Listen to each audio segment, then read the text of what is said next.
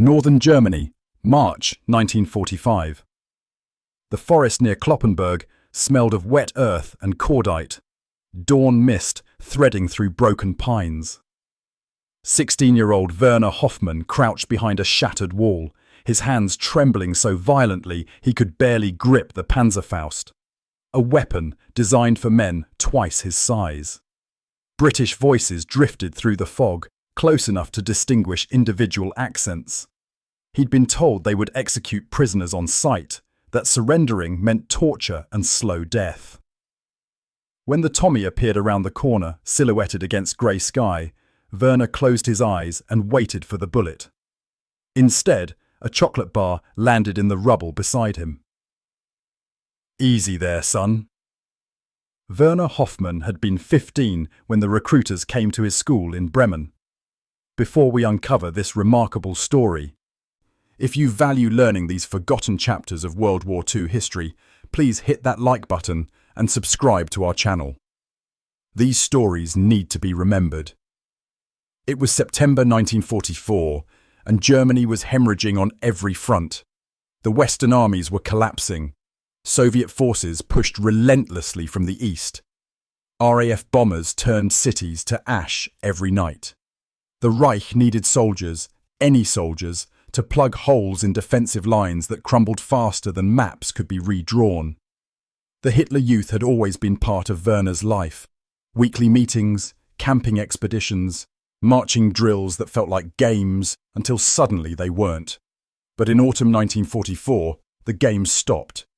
The youth leaders transformed into military instructors. The camping trips became weapons training. Boys who'd been playing soldier found themselves handed real rifles, real explosives, real orders to die for the fatherland. Werner's father had disappeared at Stalingrad. His mother worked in a shipyard 18 hours a day, came home too exhausted to protest when Werner announced he'd volunteered for the Volkssturm, the People's Militia, though militia was generous for what amounted to throwing children and elderly men into defensive positions with barely any training. They gave him 4 weeks of instruction: how to operate a Panzerfaust, how to identify British tanks, how to dig fighting positions in frozen ground. The trainers were veterans, mostly men too wounded for frontline duty, assigned to transform teenagers into something resembling soldiers. One instructor, Hauptmann Fischer, had lost his right eye at Monte Cassino. He watched the boys struggle with equipment designed for grown men and chain-smoked through every lesson, his face carved with suppressed anger. "Listen to me carefully," Fischer told them one evening, his voice rough. "When the British come, and they will come, you do exactly as I say. You survive. Understand? Forget everything else. Just survive." But everything else was everywhere. Posters showing heroic German youth defending their homeland. Radio broadcasts promising miracle weapons would reverse the war. Officers delivering speeches about duty, sacrifice, and the necessity of holding every centimetre of German soil. The boys absorbed it because they had no framework to question it. At 15, 16, 17, you believe what uniformed adults tell you with absolute authority. Werner believed. He believed Germany was defending civilization from barbarism, believed the British were merciless killers who showed no quarter, believed his duty was to fight until death or victory, and that dying for the fatherland was the highest honour a young German could achieve. In February 1945, his unit was deployed to the northwestern front. They travelled in trucks that broke down constantly, arrived at defensive positions that were little more than hastily constructed trenches in waterlogged fields. The regular army had retreated or been destroyed. What remained were fragments: the too young, the too old, the too injured. A patchwork defence against forces that outnumbered them 15-1. Werner's position was behind a ruined farmhouse outside Kloppenburg. He shared it with another boy, Stefan, who was 17 and had frostbite so severe 3 of his toes had turned black. They'd known each other 5 weeks and had become something like brothers in the way soldiers do when survival depends on trust. The first time they saw British soldiers, it was at distance. A patrol moving through a clearing 800 metres away, small figures against winter sky. Stefan counted them. 14 men, moving with practiced efficiency that suggested they weren't particularly concerned about ambush. "Should we fire?" Stefan whispered. Werner shook his head. Hauptmann Fischer's final words echoed. "Survive." Firing would reveal their position, bring artillery down on them within minutes. They'd accomplished nothing except their own deaths. Better to stay hidden, stay silent, hope the British passed by. But the British didn't pass by. Over the following 10 days, they methodically cleared the region sector by sector. Werner and Stefan heard them coming. Engines, voices, the crack of rifle fire as they eliminated resistance. Each night, the British positions advanced. Each morning, fewer German defenders remained alive. On March 18, 1945, the day the RAF bombed Würzburg, though Werner wouldn't learn that for months, the British reached their section of the line. Dawn arrived cold and damp. Freezing rain had fallen through the night, turning their foxhole into a pool of icy mud. Werner sat with his back against crumbling brick, his Panzerfaust wrapped in canvas that was supposed to keep it dry, but hadn't. His uniform was soaked through. He hadn't eaten in 48 hours. Stefan had passed out around midnight from pain and exhaustion, his breathing shallow and irregular. The British patrol materialized without warning.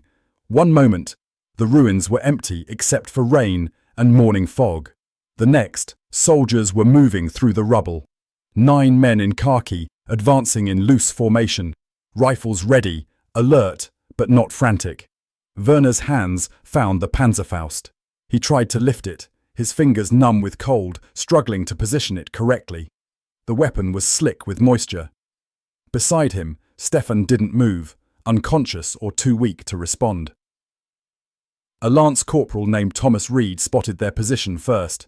He was 24, from Manchester, had been in combat since D-Day. He'd learned to read terrain, identify concealment, spot threats before they materialized. He saw the depression behind the wall, the canvas tarp, the faint movement. Reed raised his rifle and approached. Standard procedure: secure the position, neutralize threats, move on. He expected perhaps wounded stragglers or elderly Volkssturm members. What he didn't expect was 2 teenagers huddled in frozen mud, holding weapons they could barely operate, their faces grey with cold and terror. Reed stopped 4 meters from the position. Behind him, the rest of the patrol halted, weapons ready. For a moment, nobody moved. Werner stared up at the British soldier, the Panzerfaust aimed vaguely forward, but he couldn't fire. Not from mercy or moral calculation, just complete freezing terror that locked his muscles and stopped his breath. Reed studied the boys. The one holding the Panzerfaust, Werner, looked maybe 16, thin as wire, his uniform 3 sizes too large. The other was older but clearly injured, his breathing audible even over the rain. Neither looked capable of fighting. "Bloody hell," Reed muttered. He lowered his rifle slowly and called over his shoulder, "Sergeant, we've got kids here." Sergeant James Whitmore moved up beside him. Whitmore was 33, a career soldier who'd seen action in North Africa and Italy before Normandy. He'd watched men die in every imaginable way. But looking down at the 2 German boys in their flooded position, he felt something tighten in his chest. "How old are you?" Whitmore asked, in slow, clear English. Werner didn't understand. He shook his head mutely. One of the Tommies in the patrol spoke basic German, a private from Liverpool whose mother had been German. He moved forward and repeated the question. 16, Werner whispered. 16. The translator converted it. Whitmore exhaled slowly. 16. Christ almighty. "Tommy, check the area," Whitmore said. 2 soldiers moved off to clear the immediate vicinity. Whitmore knelt at the edge of their position, his rifle across his knees. He pulled a chocolate bar from his webbing and tossed it to Werner. The small package landed in the mud with a soft splash. "Easy there, son," Whitmore said. Werner stared at the chocolate like it might explode. He'd been told British soldiers poisoned prisoners, shot them rather than waste resources on captives. He'd heard stories, probably propaganda, but stories nonetheless, about cruelty, about executions. Whitmore waited. When Werner didn't move, he mimed eating, then pointed at Stefan, who was shivering violently now. "Your mate needs food. Give it to him." Slowly, Werner picked up the chocolate. He unwrapped it carefully, sniffed it. Just chocolate. Dark and slightly melted, then broke off a piece and pressed it to Stefan's lips. Stefan's eyes flickered open, and he ate in tiny bites, chocolate melting on his tongue. "Right. Both of you out," Whitmore said through the translator. "Slowly. Hands where we can see them." Werner and Stefan climbed from the position with difficulty. Werner's legs had gone numb from sitting in icy water. Stefan could barely stand, his breathing ragged and pained. They stood in the ruins, mud to their knees, arms raised, waiting for whatever came next. Whitmore looked them over. The younger one's uniform hung like a costume. The older one's face had a greyish pallor that suggested serious illness. Neither had proper boots. Werner wore civilian shoes wrapped in cloth. Stefan had boots that were literally falling apart. "Search them," Whitmore said. Reed patted them down efficiently. No weapons besides the Panzerfaust, which was confiscated. No grenades. Werner had a pocket watch his grandfather had given him before the war. Reed examined it, a simple brass watch, face cracked, still ticking, and handed it back. "Keep it," Reed said through the translator. "You'll want something from home." Werner stared at the returned watch, incomprehension written across his face.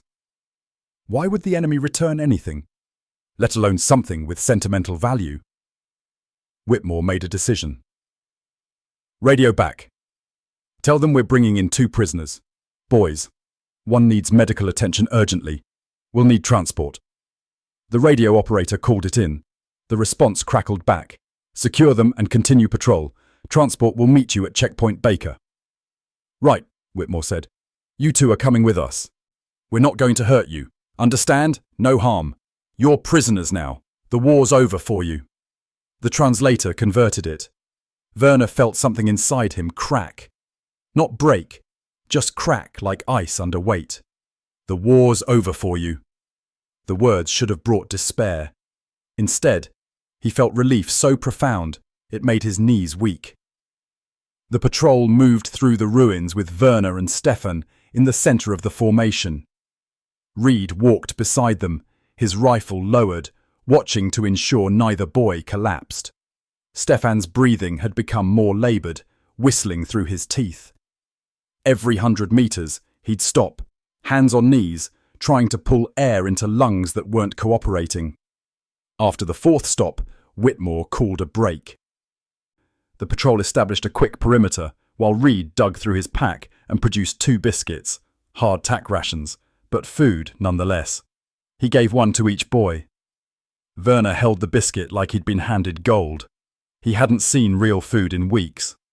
Sweet things had vanished from Germany months ago, consumed by the war economy that turned everything into weapons and ammunition. "Eat it slow," Reed said through the translator. "If you haven't eaten properly in a while, it'll make you sick if you wolf it down." Werner obeyed, breaking off small pieces, letting them soften in his mouth. Beside him, Stefan ate his biscuit in tiny bites, savouring each one. "How'd you 2 end up here?" Reed asked, genuinely curious. The translator posed the question. Werner explained haltingly. The recruitment, the training, the deployment. As he spoke, Reed's expression shifted from curiosity to something darker. "They sent children to the front," Reed said to Whitmore. "Actual children. With 4 weeks of training." Whitmore's jaw tightened. He'd known the German military was desperate. But this was different. This was teenagers thrown into combat with equipment they couldn't handle, orders they couldn't follow, facing an enemy they had no hope of stopping. It wasn't war. It was murder. The patrol reached the checkpoint 90 minutes later, a crossroads where supply lorries ran between forward positions and rear headquarters. A Bedford truck was waiting with a medic, a corporal named David Morrison who'd been a veterinarian before the war but had medical training. Morrison took one look at Stefan and immediately went to work. He listened to the boy's lungs with a stethoscope, checked his pulse, examined his feet where the frostbite had spread. Severe frostbite, possible pneumonia developing. He needs a hospital, proper one, not a field station. Can you stabilize him for transport? Yeah, but he should have been hospitalized weeks ago. What were they thinking? Putting him in a foxhole? Nobody had an answer to that. Morrison gave Stefan an injection of morphine, wrapped him in wool blankets, loaded him into the truck. Werner started to follow, but Morrison held up a hand. Just him for now. You look all right. They'll process you at the POW collection point down the road. Werner felt panic rise. He and Stefan had been together for weeks. Stefan was the only familiar thing in a world that had become incomprehensible. Losing him meant being alone among enemies in unfamiliar territory. Whitmore saw the panic. He spoke to the translator, who explained, "Your friend needs proper medical help. You'll see him again after he's treated. This isn't permanent separation." Werner didn't entirely believe it, but he had no choice. The truck drove off with Stefan wrapped in blankets, his wheezing audible even over the engine noise. Werner watched until it disappeared around a bend, then turned back to find Whitmore offering him a cigarette. Werner didn't smoke. He was 16, but he took the cigarette anyway, let Whitmore light it, coughed through the first drag. Whitmore smiled slightly. "First time?" Werner nodded. "You'll get used to it. Most soldiers do." They sat on the roadside while lorries rumbled past, carrying ammunition and rations forward, wounded men back. Werner smoked the cigarette slowly, watching British soldiers go about their business, joking, complaining about the weather, sharing tea from thermoses. They didn't look like the monsters from propaganda posters. They looked tired and human. A lorry arrived to take Werner to the POW processing center. Whitmore walked him to it, gave him another chocolate bar, and a warning through the translator. "Don't try to run. Nobody's going to hurt you, but if you run, you'll get shot by someone who doesn't know you're just a kid. Stay put. Do what you're told. You'll be fine." Werner nodded, climbed into the lorry bed where 5 other German prisoners sat, all young, all exhausted. The lorry drove west, away from the front, toward a world Werner had never imagined.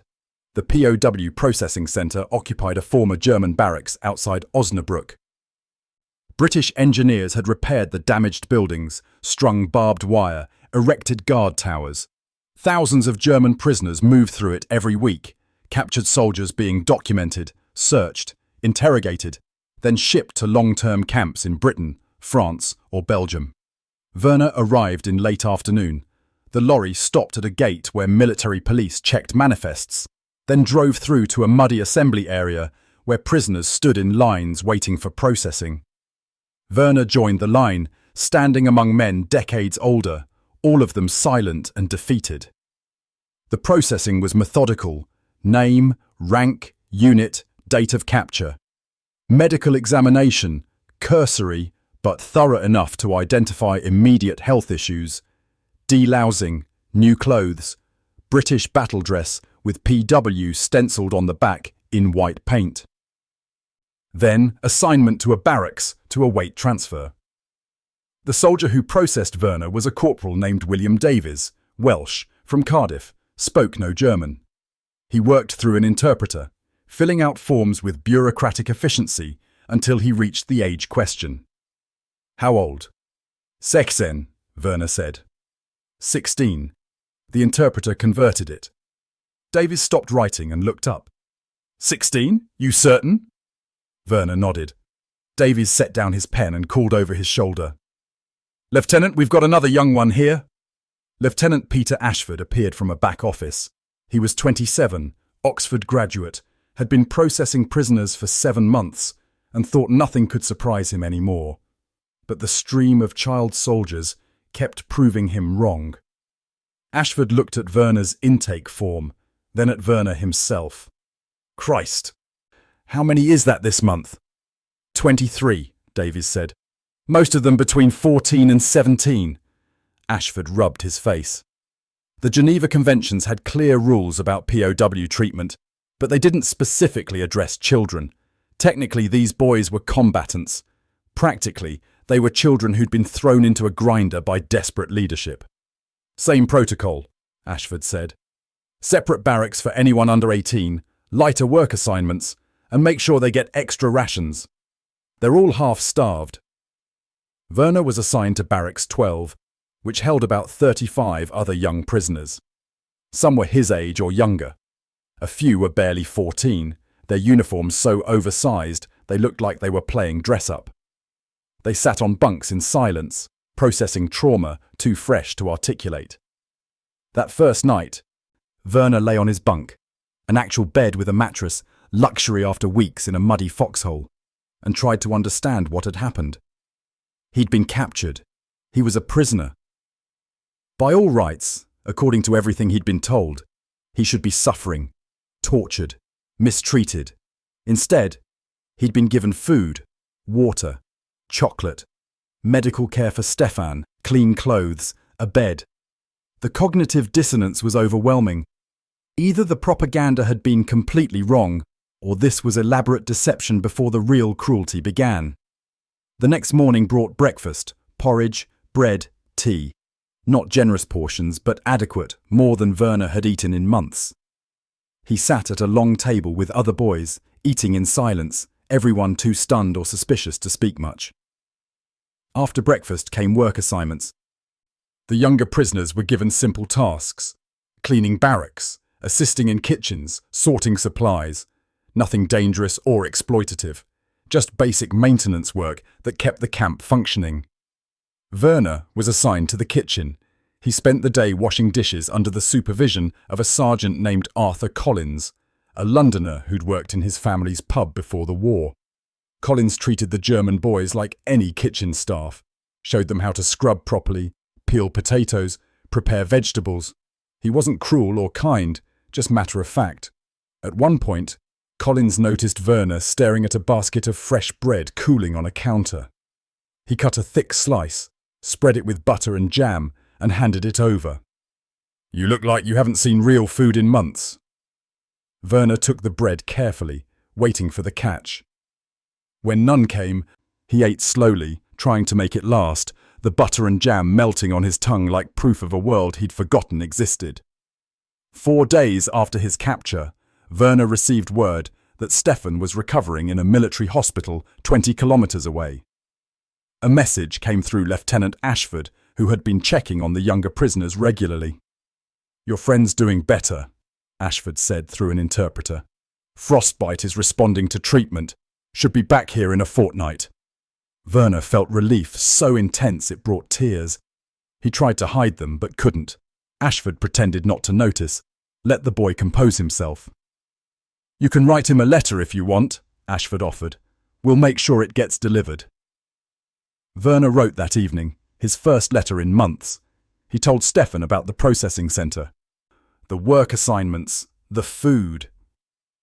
He didn't mention his confusion or the cognitive dissonance, just the facts, concrete and reassuring. The letter was delivered. Stefan wrote back 5 days later, his handwriting shaky but legible. He described the hospital, British nurses who didn't speak German but smiled anyway, real medicine that actually worked, food served 3 times a day. He sounded bewildered and grateful in equal measure. As weeks passed, the routine became familiar. Werner worked in the kitchen, learned basic English from Collins, ate regular meals that slowly added weight to his skeletal frame. Other boys in Barracks 12 went through similar transformations, physical recovery mirrored by psychological adjustment. They talked sometimes, late at night when the barracks lights were out, shared stories about capture, compared experiences, tried to make sense of what they'd been told versus what they were living. "They said British would execute us," a boy named Friedrich whispered one night. He was 15, captured near Osnabrück. "But nobody's hurt anyone. Why did they lie?" "Maybe they didn't know," another boy suggested. "Maybe the propaganda people believed it too." But Werner thought it was simpler. The lies served a purpose, kept soldiers fighting when they might otherwise surrender, made capture seem worse than death. The truth, that British captivity meant food, medical care, decent treatment would have collapsed German resistance overnight. In May, word filtered through the camp. Germany had surrendered unconditionally. The war in Europe was over. Werner heard the news while peeling potatoes. The radio in the kitchen crackling with the announcement. Collins turned up the volume so everyone could hear, then stood silent, his face unreadable. Werner set down his knife, hands trembling. It was over. Everything he'd been fighting for, everything his father had died for, every bomb that had fallen on German cities. Over. Lost. Germany defeated, occupied, divided. He expected to feel devastation. Instead, he felt relieved. The machinery of death had finally stopped turning. No more boys would be thrown into foxholes. No more cities would burn. The insanity had ended.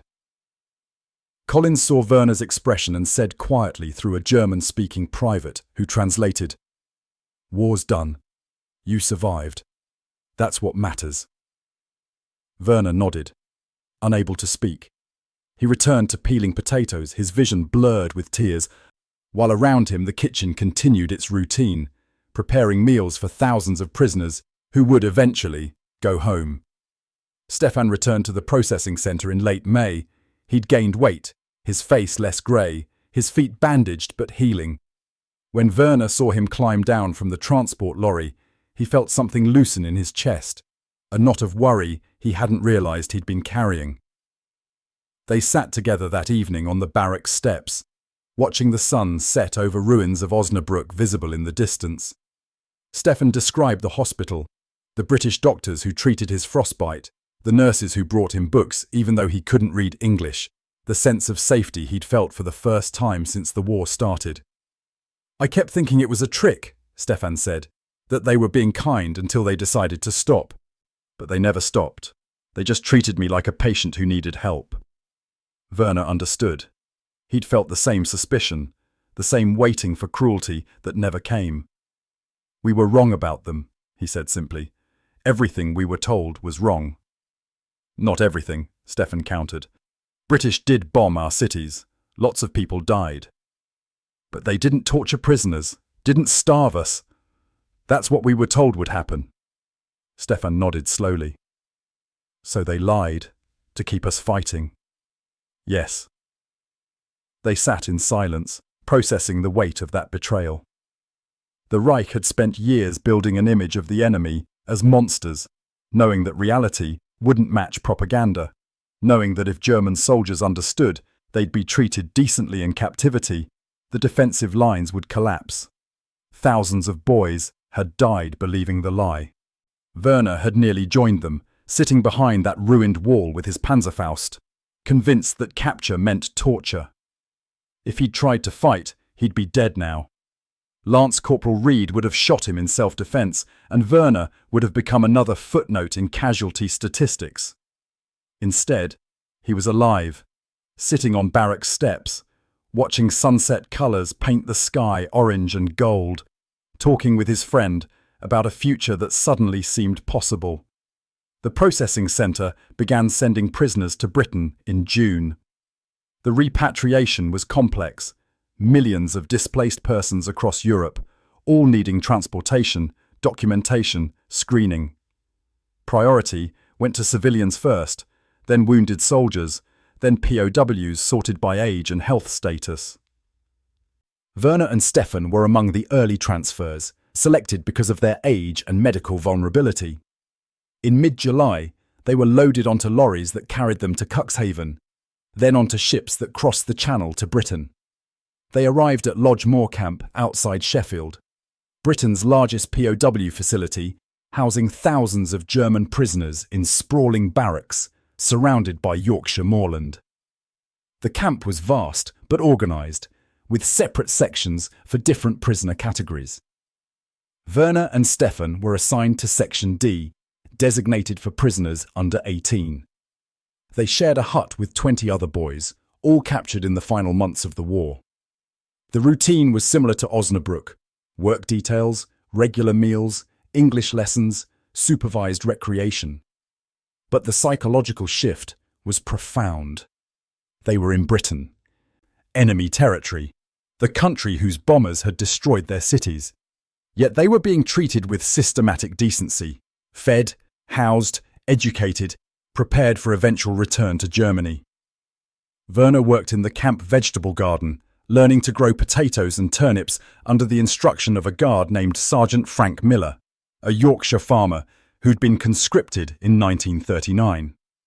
Miller treated the German boys like farmhands, teaching them techniques, correcting mistakes without malice, occasionally sharing cigarettes during breaks.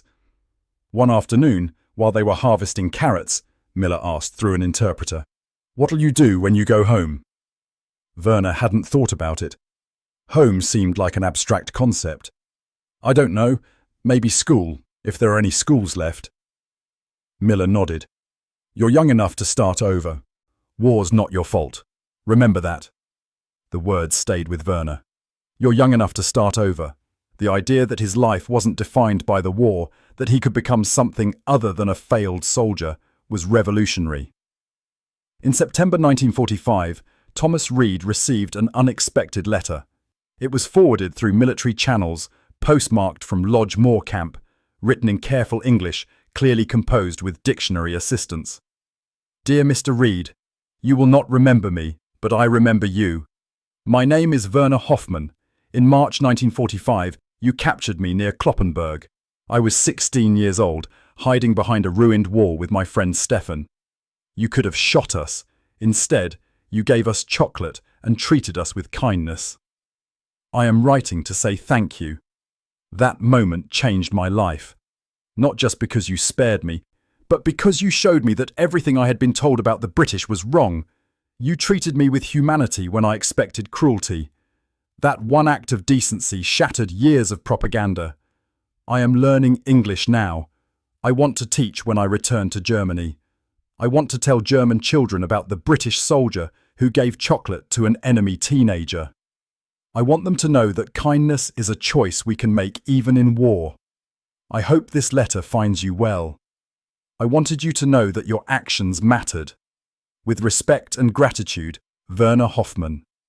Reed read the letter 3 times, his hands shaking slightly. He'd spent 6 months not knowing what happened to those boys. Now he knew. One of them was alive, learning English, planning to teach. He wrote back. The correspondence continued sporadically over the following years, a letter every few months, updating each other on lives rebuilding from war's devastation. They never met in person. The distance seemed appropriate. They'd intersected for 20 minutes in March 1945, and that intersection had been enough. Werner returned to Germany in February 1947. Britain repatriated POWs gradually, prioritizing those who had families to return to and demonstrated no Nazi sympathies. Werner qualified on both counts. His mother was alive in Bremen, and at 16, during capture, he'd been too young for serious ideological commitment. He found Bremen unrecognizable. Allied bombing had destroyed 80% of the city. His apartment building was rubble. His mother had moved to a temporary shelter on the city's outskirts, working in reconstruction efforts, surviving on rations and hope. When she saw him at the shelter door, she collapsed against him, sobbing. She'd been told he was dead, that his unit had been annihilated in the final battles. "I came back," Werner said simply, holding her. Over the following months, he tried to rebuild a normal life, attended makeshift schools in rebuilt classrooms, worked odd jobs clearing rubble and laying bricks, tried to forget what he'd experienced. But he couldn't forget. The memory stayed vivid, the ruined wall, the terror, the moment Lance Corporal Reed lowered his rifle and offered chocolate. That moment had cracked something open in Werner's understanding, shown him that the categories he'd been taught, friend and enemy, German and British, us and them, were less absolute than he'd believed. He talked about it once with his mother, trying to explain why he wasn't angry at the British despite everything they'd done to Germany. "They could have shot me," he said. "I was pointing a Panzerfaust at them. But they didn't. They gave me food, treated me decently. They weren't monsters. His mother listened, her face unreadable. Finally, she said, "The Reich lied about everything else. Why would they tell the truth about the enemy?" That was it exactly. The lies had been systematic, complete. Once you identified one, the entire structure became suspect.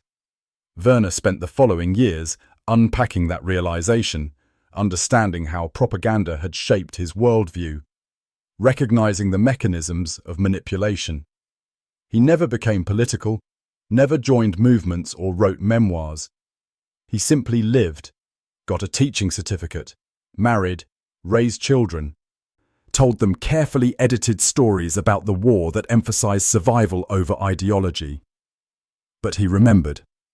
And when his daughter asked him once what the most important lesson of the war had been, Werner answered, without hesitation, "Question what you're told, especially when you're told to hate someone you've never met."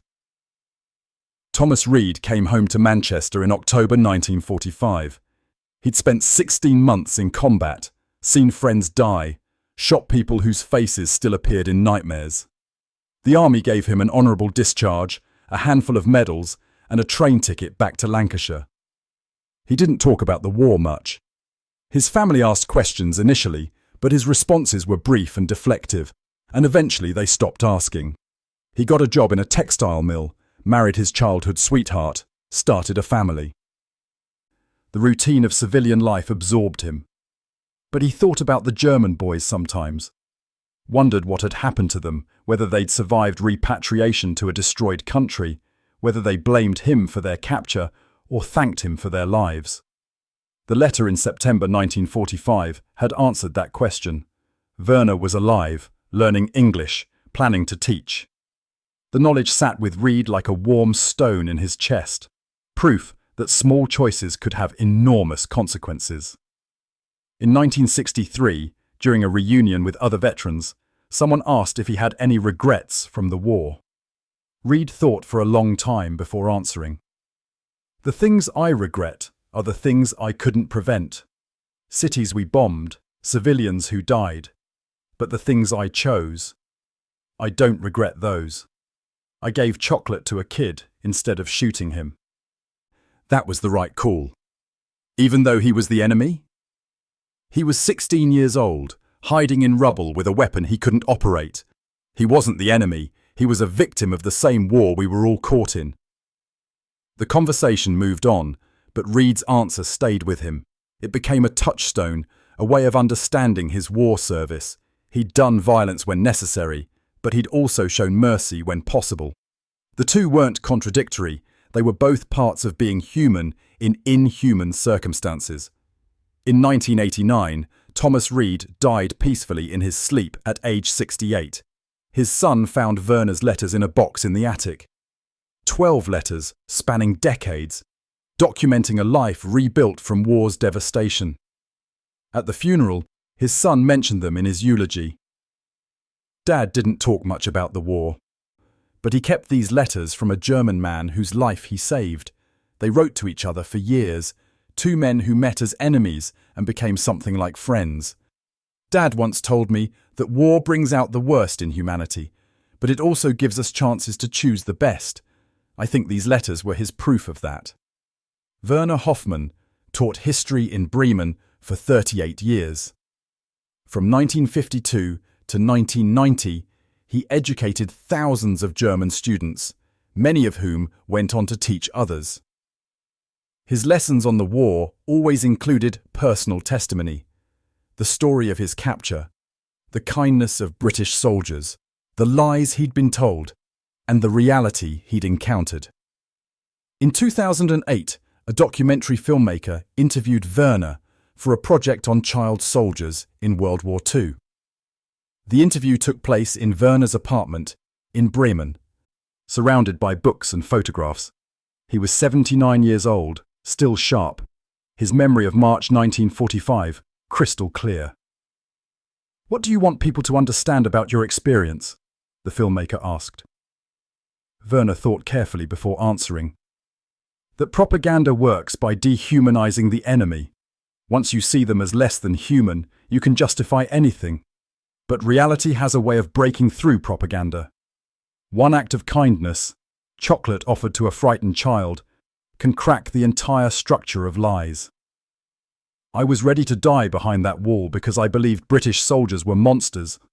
Lance Corporal Reed proved otherwise in seconds. That lesson stayed with me. I've tried to pass it on, that we should judge people by their actions, not by what we're told about them. That mercy is always possible, even in war. That small choices can have enormous consequences. The documentary aired in Germany and later in Britain. It prompted several other former child soldiers to come forward with their stories.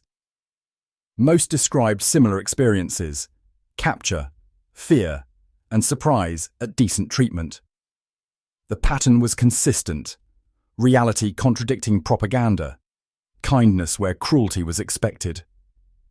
Stefan, Werner's companion from the foxhole, had died in 1995 from complications related to his wartime frostbite. But before his death, he'd recorded his own testimony for a museum archive. His description of British medical treatment matched Werner's account of British mercy. They treated me like I was their own son, like nationality didn't matter, just that I was injured and needed help. These testimonies became part of the historical record, evidence that even in war's worst moments, individual human beings could choose compassion over cruelty. That systems of violence and propaganda couldn't completely suppress basic human decency. Werner Hoffmann died in 2012 at age 83. His obituary mentioned his teaching career, but only briefly referenced his war service. Most people who knew him never learned about the ruined wall, the capture, the chocolate bar that cracked his worldview. But Thomas Reed's family knew. They'd kept Werner's letters. And when Werner died, Reed's son sent flowers to the funeral with a note. "For the boy behind the wall who became a teacher, your life mattered. Thank you for the letters." The story doesn't have a moral in the traditional sense. It's not about good defeating evil or justice prevailing. It's simpler and more complicated. It's about a 16-year-old boy who expected death and received kindness, and how that moment rippled forward through decades, affecting thousands of people who never knew its origin. War creates countless decision points, moments where individuals choose cruelty or mercy, violence or restraint. Most of those moments are forgotten, absorbed into the vast statistical machinery of history. But some persist. Some become stories that get told and retold, that shape how we understand human nature and moral possibility. Werner Hoffmann's capture was one of those moments. Not because it was unique. Thousands of German soldiers received similar treatment from British forces. But because Werner spent the rest of his life understanding and articulating what that moment meant, turning personal experience into universal lesson, making one act of kindness into an argument about human nature and moral choice. In the end, that's the story.